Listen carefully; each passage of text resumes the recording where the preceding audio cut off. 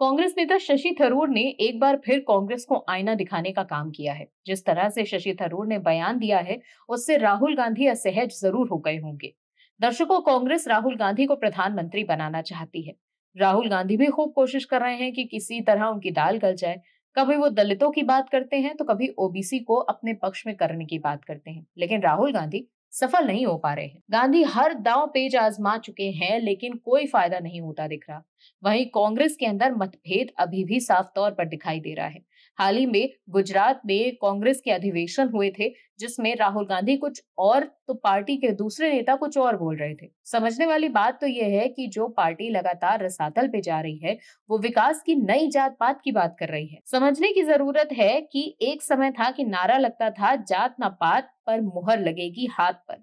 लेकिन अब कांग्रेस के हालात ये हैं कि बिना जात को साधे वो राजनीति के बारे में सोच ही नहीं पा रहे, जिसकी बानगी कांग्रेस अधिवेशन में देखने को मिली। लेकिन सबसे दिलचस्प तो ये रहा कि कैसे शशि थरूर ने राहुल गांधी से अलग राह पकड़ ली है। क्या है पूरी खबर, बताते हैं आपको इस रिपोर्ट में। दर्शकों, नरेंद्र मोदी की अगुवाई में बीजेपी के उभार के बाद कांग्रेस लगातार कमजोर पड़ी है। गुजरात में कांग्रेस के 84वें अधिवेशन के दौरान पार्टी नेताओं ने एक बार फिर कांग्रेस को मजबूत बनाने पर अपने अपने विचार रखे।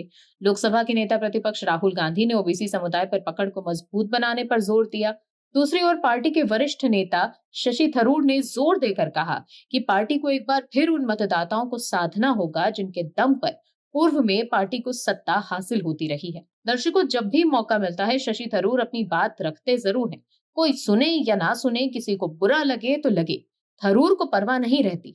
सलाह भी थरूर की कोई मामूली तो होती नहीं, सीधे सीधे राहुल गांधी को टारगेट करती है, और वो भी उनके पसंदीदा राजनीतिक तेवर को चैलेंज कर डालती है। थरूर के बयान पर गौर किया जाए तो राहुल गांधी की राजनीति पर बड़ी ही सख्त टिप्पणी है, जिससे उनको सिर्फ नकारात्मकता ही नजर आती है। और इसीलिए बड़ा सवाल यह है कि क्या राहुल गांधी को शशि थरूर की सलाह मंजूर होगी, भले ही उसमें कांग्रेस के फायदे की बात क्यों ना हो।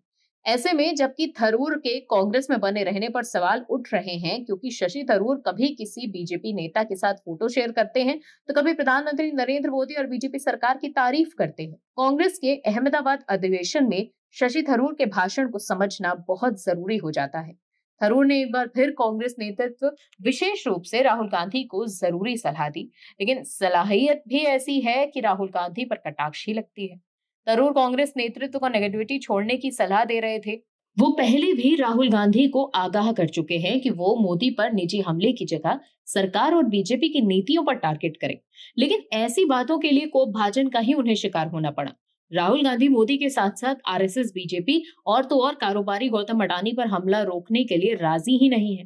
कांग्रेस अधिवेशन में थरूर ने कहा है कि कांग्रेस को नकारात्मक आलोचना की नहीं, बल्कि उम्मीद, भविष्य और सकारात्मक विमर्श वाली राजनीतिक दल के रूप में आगे बढ़ने की जरूरत है। थरूर का मानना है कि कांग्रेस को भविष्य की पार्टी होना चाहिए, सिर्फ अतीत की नहीं। थरूर का कहना है कि कांग्रेस को देश की जनता के सामने पॉजिटिव विजन रखना चाहिए। हमें जनता को बताना होगा कि हमारे पास क्या रोड मैप है। अभी तक हम नेगेटिव कैंपेन ही करते आ रहे हैं और बीजेपी को गलत बता रहे हैं। थरूर चाहते हैं कि कांग्रेस की तरफ से लोगों को ये बताया जाए कि सत्ता में आने पर पार्टी के लोग करेंगे क्या। कोशिश होनी चाहिए कि भविष्य की बातें हों। थरूर कहते हैं कि ऐसा लगता है कि हम इतिहास के दौर की ही पार्टी बनकर रह गए हैं और पुरानी बातों को ही दोहराते रहते हैं। थरूर की बात तो बिल्कुल सही है, लेकिन कांग्रेस को गलत लगेगी क्योंकि निशाने पर राहुल गांधी आ जाते हैं। गांधी को थरूर की बातें पहले ही नागवार गुजरती आई हैं, लेकिन ये भी नहीं भूलना चाहिए कि सच ऐसा ही कड़वा होता है। फिर भी सवाल वही है, क्या राहुल गांधी ऐसी बातें सुनना भी चाहेंगे? क्या मोदी, आरएसएस, अंबानी, अडानी से आगे बढ़कर राहुल गांधी देश को ये बताएंगे कि उनके पास देश को आगे ले जाने के लिए क्या विजन है? आप दर्शकों से विनम्र निवेदन है कि चैनल को सब्सक्राइब जरूर करें